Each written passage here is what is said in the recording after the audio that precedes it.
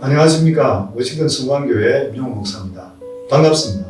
우리는 동역자입니다. 제가 출판하셨잖아요. 너무 기대가 되고 빨리 보고 싶어요. 이 책은 어떤 책인지 간단히 저자의 소개가 듣고 싶습니다. 네, 하나님이 나 같은 자도 구원해 주시고, 그리고 또 목회자를 불러주시고, 그리고 목회자를 불러주시면서 내양을 쳐라 하시고, 그럼 하나님 내양을 쳐라 그러면 분명히 목회를 하라는 건데, 그럼 내 교회 이름은 무엇입니까? 그러니까 하나님께서 나보고 너희 교회 이름은 성광교회라.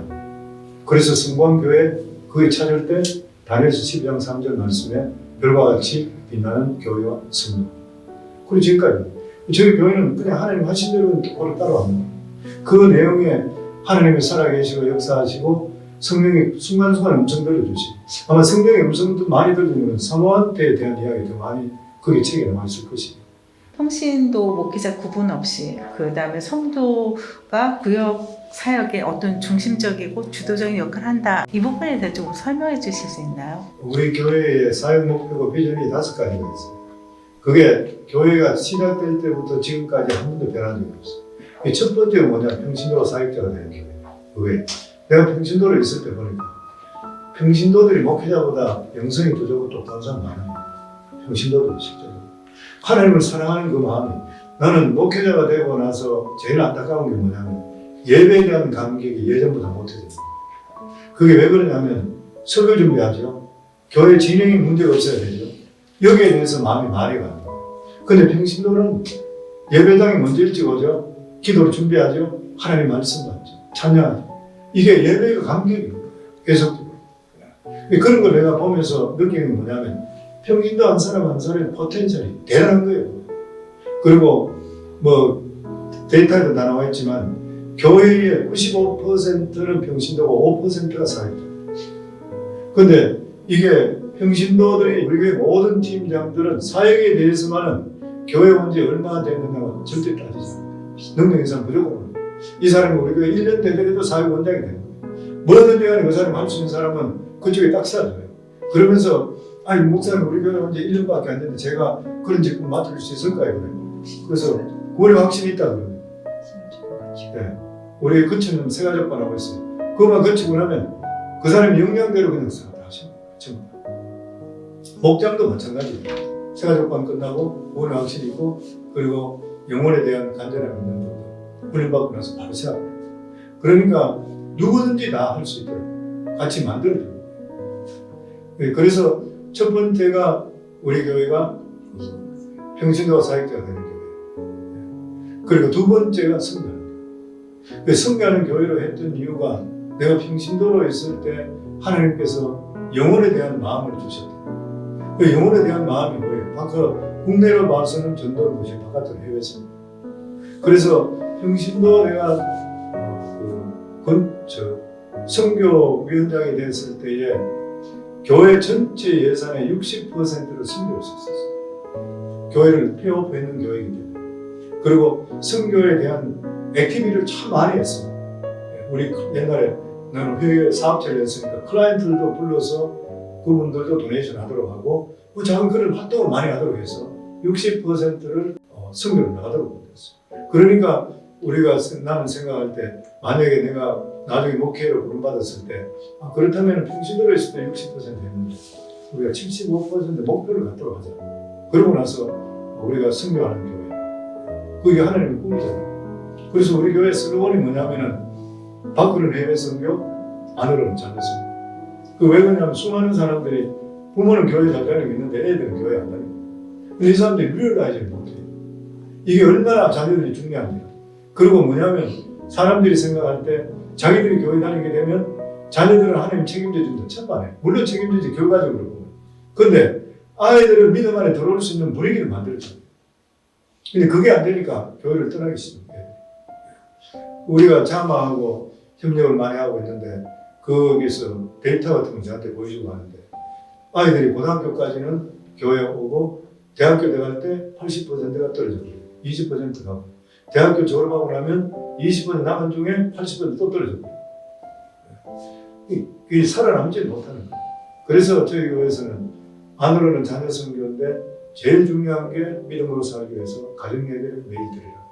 그래서 우리 교회는 개인의 신앙을 위해서 큐티, 가정을 위해서 가정 예배. 두 개를 계속 강조하고 있어요. 우리 교회에서 그 중직자들 세울 때는 가정 보지요.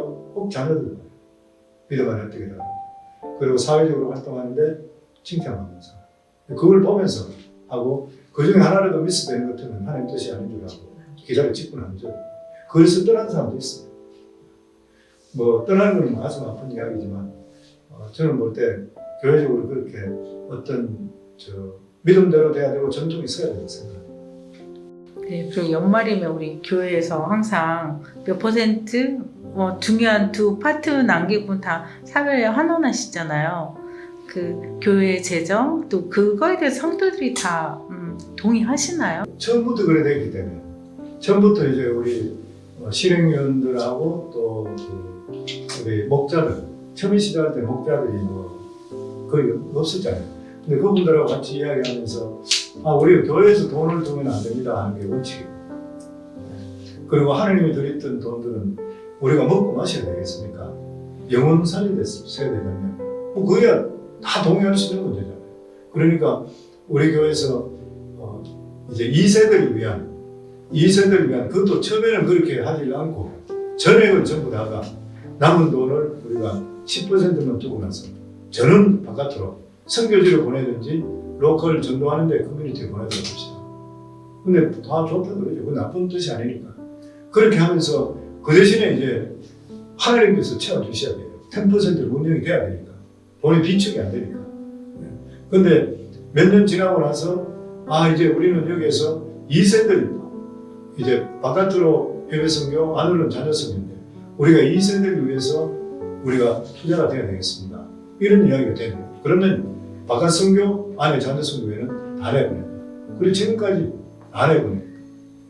다 내보냈는데도 하나님께서 그 건축 같은 거 이런 거 필요에 따라 우리가 한다고 말도 안 했는데도 돈이 들어오기 시작하고 뭐 그렇게 해서 돈이 어느 정도 비축이 되고 하니까 우리 교회 건축을 합니다.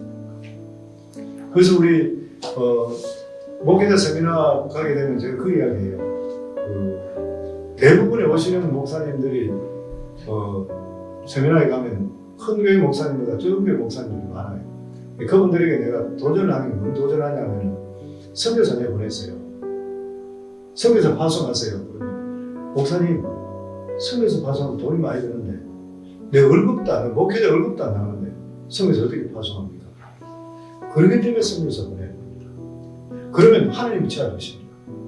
그리고 여러분이 내보내시겠다 그러면 저희 교회에서 협력 파송하겠습니다. 여러분이 만약에 선교비가 1,000불이 든다고 하면 한 달에 500불 되면 우리가 500불 대주겠습니다. 그래서 당신들이 주 파송이 되고 우리가 협력 파송이 되겠습니다. 3년 내로 당신들이 다 부담할 수 있으면 완전히 가져가시고 우리는 빠지면 되고 만약에 당신들이 못하게 되면 우리가 테이크오버 하겠습니다. 근데 제가 몇십 명 두고 했는데 한 분이 왔어. 한 분. 목사님 진짜 그걸 해줄 수 있습니까? 자기 교회 20명밖에 안 됩니다. 그거 그냥 20명밖에 목사님 진짜 그걸 해줄 수 하겠습니다. 자기가 어떤 선교사로 진짜 좋은 분인데 보내고 싶은데 이분 보낼 수 있는 거야. 아플리케이션을 다 보내놨어. 우리 교회에서 리뷰 좀 보냈어. 참 좋은 분이 보내겠습니다. 그러면은 이분이 그러면 전체 액수 중에서 반을 그러면 우리가 되겠습니다. 당신이 반이 되겠습니다. 하겠습니다. 그래서 다 준비됐는데 파송하기 전에 나한테 연락 와서 자기들은 20%밖에 못 하겠습니다. 현상 80% 밀고 좋습니다. 저기 80% 하지. 그 대신에 주 파송은 우리가 됩니다. 당신이 협력 파송이에요. 당신이 반만 되게 되면 우리가 바꾸도록 합시다. 그렇게 해서 파송을 했어요. 했는데 그러고 얼마 있다가 그 다음번에 내가 협의회 나갔다가 만났는데 그러더라고요. 목사님 신기한 일이 있어요. 왜? 그저께는 한 번도 이런 일이 없는데 선교원부가 2,000명이 들어왔어요. 또 몇천 명이 들어왔어요. 목사님 어떻게 내가 이야기했잖아요. 선교는 내가 하는 것이 아니라 하나님의 것입니다.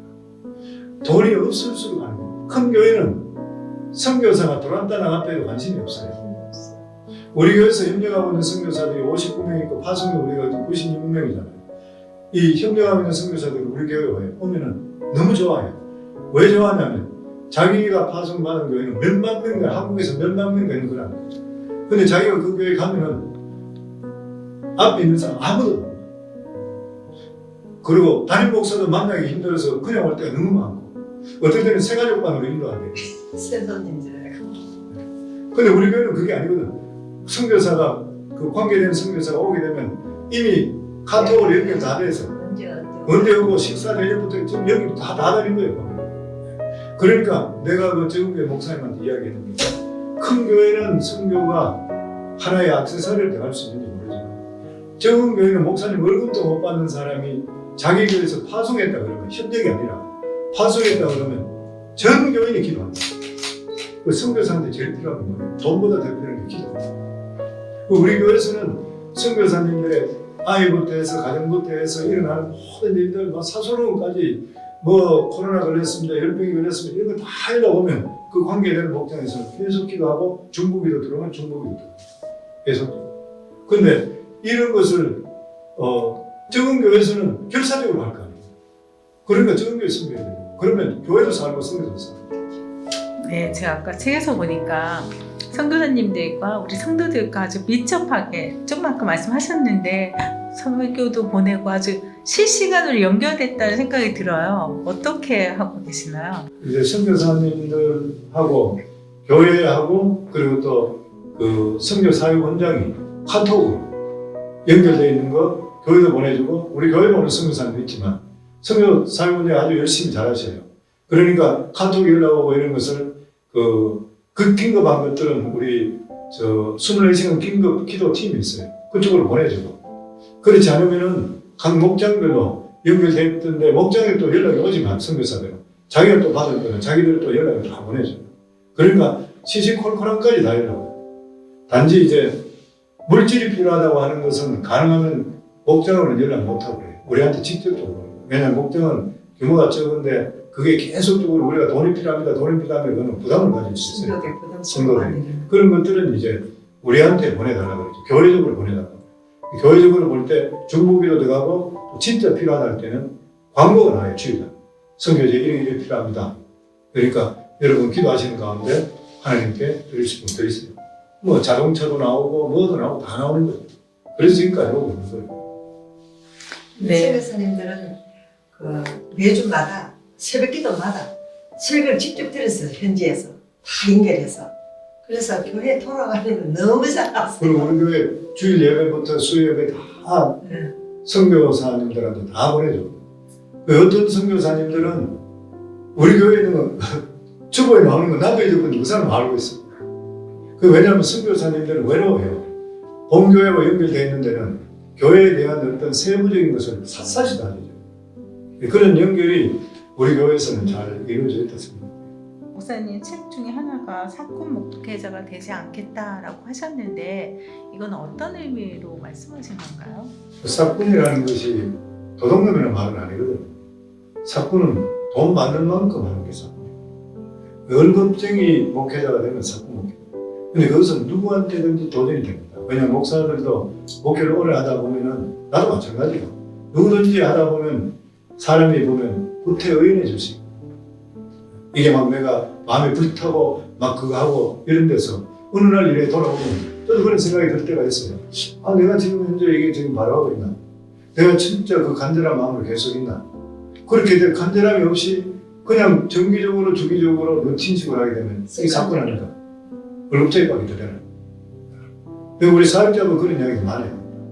많이 하면서 사꾼 목사가 되지 않는다고 하는 거에 도둑놈 안 된다는 뜻이 아니라 내 삶 속에 도전이 없고 이 정도로 구태연하게 그냥 계속 가면 내가 목사니까 월급 받고 케어하고 이걸 끝난다 하면 사꾼 받게 되냐? 나는 절대 그런 식으로 안 하겠다. 우리 마음속에. 그러니까 그런 뜻으로 해서 적당히 이 집 오염 안 하려고 한다. 목사님과 사모님은 그러니까 부부를 떠나서 동역자라는 큰 글 아래 생각도 같으신 것 같아요. 그 다음에 또 목회 비전도 같고 목회에 대한 방향성이 같은 것 같은데 두 분 어떠신가요? 저희 교회는 가정은 굉장히 중요하게 계속 강조합니다. 사실적으로 하나님께서 가정을 제일 먼저 만들었죠. 교회를 만들기 전에 가정을 먼저 만들고, 뭐 내가 이제 몇 가지 생각했는데 이 사람이 나한테는 가장 맞구나 이래 생각하니까 그냥 딴 걸 안 보고 계속 그걸 했던 거예요. 그러고 나서 실제로 결혼을 했고, 그리고 이 사람이 예수를 먼저 믿었고, 이 사람 나보고 가끔 이야기할 때 자기가 결혼하고 자기 때문에 내가 예수 믿지 안 그러면 나보고 지옥 갈 사람이다. 그러고 그런 이야기 하잖아요. 물론 성경으로 보면 하나님 택하심이 다 있겠지만, 근데 나는 그것만 생각하더라도 너무 감사해요. 하나님께서 여기까지 우리 교회가 가정적으로 건강하고 튼튼하게 되어 있는 것들이 진짜 파트너십으로 됐구나. 그리고 그런 것들 때문에 우리가 두 사람이 항상 내가 이 사람 사랑하니까 사랑하고 보고 있어도 또 사랑이 더 가는 그런 스타일이에요. 그래서 지금까지 보니까 자녀들이 그걸 보는 거예요. 알아보질 건데. 네. 자녀들이 그걸 보니까 이제 가정들이 결혼하고 가정들이 당연히 그런 거 아니까 너무 가정이 행복하고, 그리고 또 우리가 목회하면서 너무 행복해 하니까 마음이 하나 되는데, 또 마음이 하나 되기 위해서는 나는 매일 죽노라, 나는 매일 죽으니까 딱 같은 거예요. 구독, 좋아요. 사랑입니다. 만나서 만나요.